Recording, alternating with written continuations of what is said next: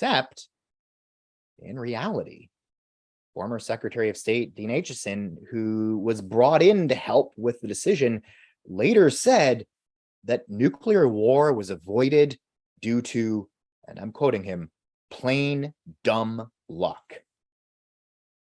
And that's the crux of it. The successful resolution of the worst crisis the world had ever seen was not the product of reasoned decision-making. It was luck. Plain dumb luck. The reason both leaders decided to pull back at the end of the day was because on the most dangerous day of the crisis, which we'll talk about in a moment, they realized that events were spiraling in a way that they could no longer control.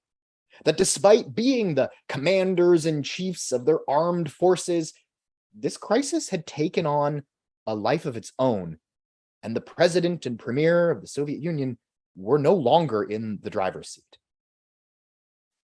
And part of the reason we have this skewed view of the crisis as being a success is because for decades after the crisis, really the only detailed accounts we had of the decision-making from inside the White House were from the people involved, mainly notes that Robert Kennedy had took that were discovered after he died in 1968. And they were ultimately published posthumously as the book 13 Days, the seminal memoir of the Cuban Missile Crisis.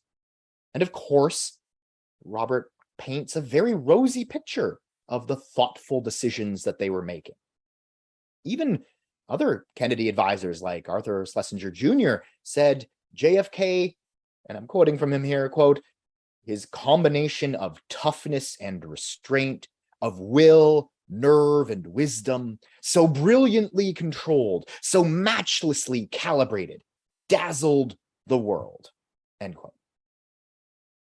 And for decades, we had to rely on the words of the people directly involved to tell their own story.